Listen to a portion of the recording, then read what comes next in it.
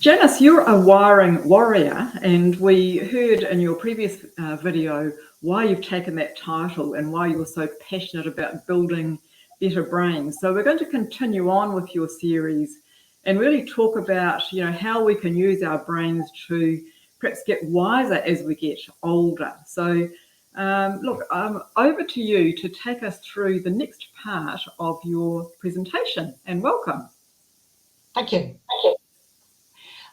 So really now we're talking about how do you get a better brain as you get older that enables you to be able to develop this wisdom. Most of what we are going to talk about is backed up by a new science called Biogerontology. You may not have heard of that, it's a long word. It's really the science of chronological versus biological aging. In other words, you may be 70 years old, but in terms of the biology of your brain and your body, you can be considerably younger than 70 years old. So how do you maintain that young? How do you grow younger or less old as time goes by? So I've called a lot of my newsletters and things younger and wiser. And that's really what it is. How do you make sure that you stay younger, but you grow wiser? Now, if you haven't heard of biogerontology yet, you will. It's become the big thing in the last few years. In fact, this year I read about 5 books on the research related to the biogerontology. It started quite a few years ago. In fact, the sort of daddy of it all, who's called David Sinclair. David Sinclair is a professor of genetics at Harvard, and he published a book in 2019, and that book started a whole called Lifespan. That book started a whole progression of people getting interested in this area of biological aging. So serious research then started, and now everybody's onto it. I was in the chemist recently, pharmacist, and found on the top of the bench there a whole lot of products around get your chromosomes tested so that you know what pills are best to take in order to help you lower your biological age. Some of these were $500 each. I jumped back in horror because I'm going to suggest some things that are a hell of a lot cheaper than that. So the biogerontology is really the study of getting older and how our biology can be treated. And it treats aging as an underlying disease. So it's quite an interesting approach because so far everybody's tried to look at the cause of cancer, the cause of dementia, the cause of heart trouble, and so on. And what these guys are saying is that's costing a fortune. And it also, in most cases like Alzheimer's research, it's not really got us very far. But they are reckoning that if you can cure aging, which sounds bizarre, but if you can get to the bottom of all of that, there are a few things that are actually stimulating our bodies to create all of these aging diseases. Effectively, it's a cumulative process that starts in middle age when our bodies stop protecting themselves as well. I mean, by middle age in, years, thousands of years ago, there wasn't much point in staying alive once you got past the age of procreation. I mean, as a species, we're designed to create, as are most species. So it's sort of switched off. We've now gone a lot further than most species so that older people are valuable to that whole process. And so that's all changed. So it's worthwhile looking into how do we treat aging as an underlying disease. Now, that means that the research is actually focusing more on keeping us fit and healthy and happy until we die than it is just extending our lifespan. I wouldn't be very interested in something that said, well, we can help you live to be 120. Of course, you'll be a dribbling wreck in a bed being looked after for the 20 years before that, or even the 10 years before that. I mean, I don't want to be there. I want to be as vital and as involved and as independent as I can until I die. And the fascinating thing with this research is that it is showing that people who are doing these sorts of things, or people in the future who do these sorts of things, will be able to stay vital right up until the time they die, and probably will live longer because the big 4 diseases haven't killed them off. So That's the basis of this. So a lot of what they're researching into are genes and which genes work together to create certain diseases and create the aging process. And there are a lot of things that are going to come out of this research that enable things like gene splicing, switching genes on, switching genes off. And then there's a whole lot of pharmaceuticals going to come out of it, of course. And it's interesting because all of these books that I've read from all of these biogerontologists, they've all ended by saying, in the meantime, until we get there, you need to do these things. Some of them have said, actually, if we can do these lifestyle things, we don't even need to go to this so much. So there are lifestyle things that will actually achieve the same results. The reason that they're developing pills and ways of splicing genes and so on is because it's easier and because a lot of us just can't be bothered. It's like taking statins, it's like, hey, take these statins and you'll prevent yourself from having a heart attack sometime in the future. Well, to me, if you can do something with your lifespan, with your lifestyle, and improve your lifespan, then that is something that I would always do. So this is not for those of you who want to just take a pill, but it is for those of you who want something that you can do yourself. You see, lifestyle habits are free. So for a lot of us, we can't afford the medications or the medical interventions that are going to be available in 10, 20 years' time. Biological intervention will be for the wealthy.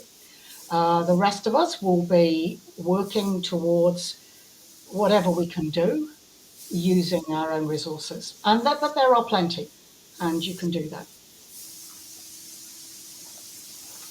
This is what I developed in 2011. It's based on my experience of how I built my own brain.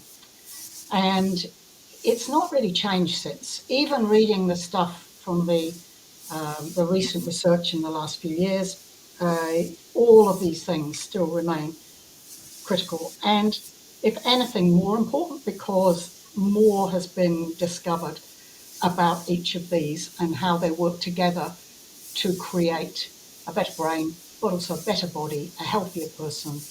What's good for your body is good for your brain. What's good for your brain is good for your body. So easy to remember. It's a mnemonic spelling specs. And the S stands for social interaction. Social interactions appears to be pretty critical for people. Everyone gets excited about what diet you eat or all of these other much more obvious things. They are important, but social interaction seems to be a critical factor in getting older and being healthy. So social interaction means different things to different people. If you're reasonably extrovert, it might mean being able to go out to events and join clubs and so on. If you're fairly introverted, it might mean 2 or 3 really close friends that you like to spend time with. But for all of us, it means having those people that you care about and care about you. The second one is much more well known these days, and that's the P, which stands for physical. Physical is a big one, and in the early days, I thought probably this one was the most important, and so started looking at things like exercise, food, and a bit of sleep in those days, more recently. So obviously exercise over and over again, exercise has been shown, certain types of exercise have been shown to prolong life, but also keep us healthy. Exercise critical for your brain function, critical for your body function.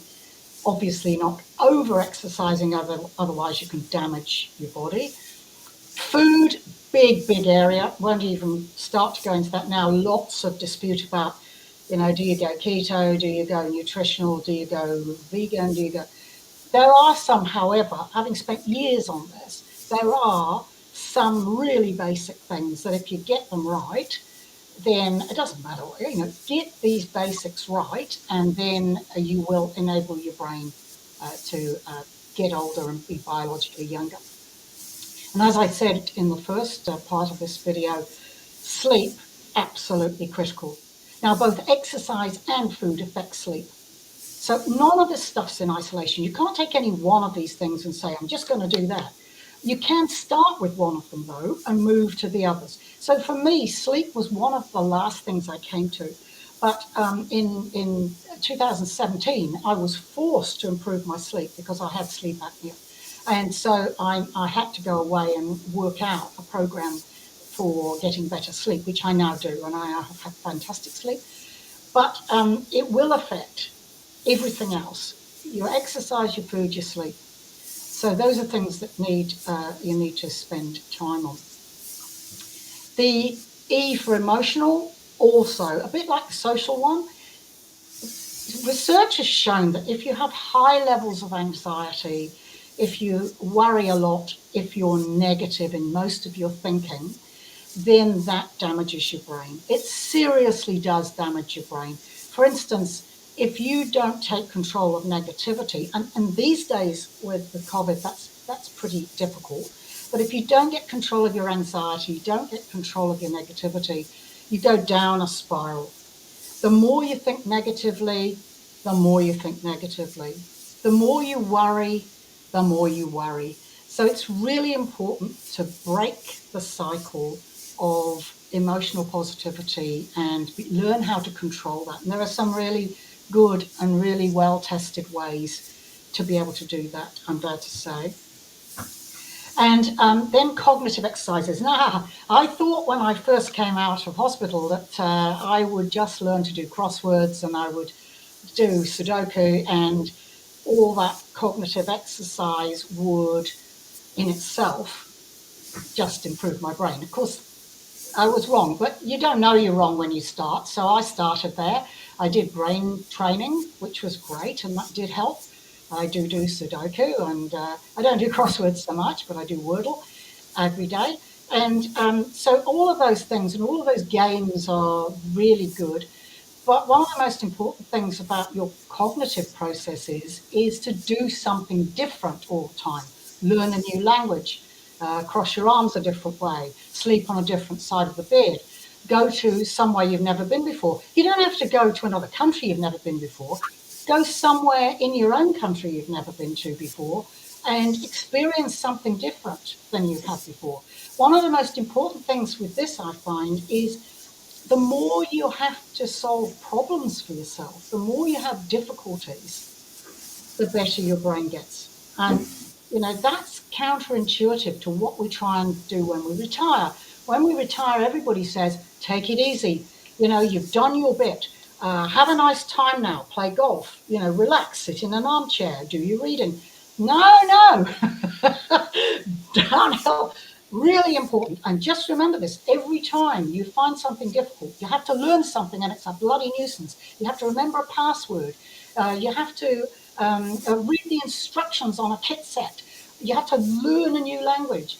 Hey, it's frustrating, but that frustration is a sign that your brain's having to work in a different way, and that is keeping you young.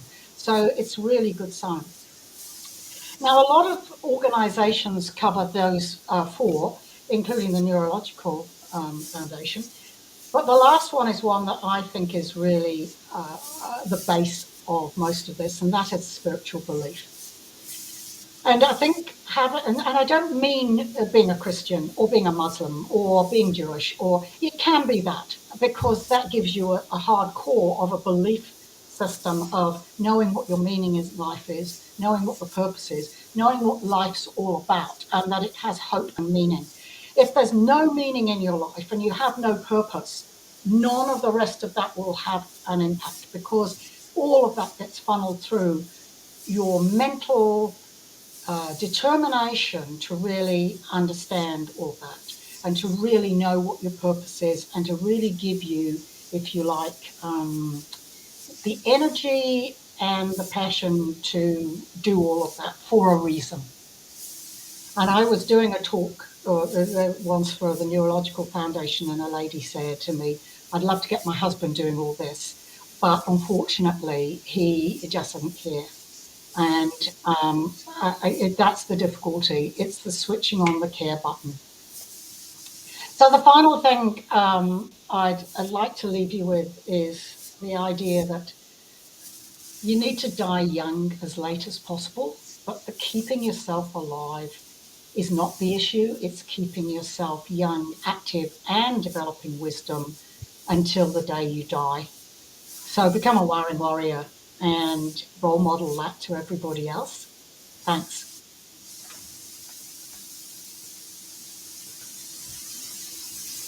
Thanks, Janice. That was absolutely fantastic. What a great message. And, it gives us all hope, because what you're saying is we can control the quality of our life, especially in those latter years. So why not, take that opportunity. Don't just sit back and let life overtake you, let old age overtake you. There is something you can proactively do to stay healthy. Because, as you said, there would be nothing worse than living out the last years of your life as a blithering mess. Really, we can change that. So that's a really powerful message to leave us with. So thank you very, very much for your presentation, and I look forward to hearing more from you. Thanks a lot. Love to do it. Thank you. Good luck.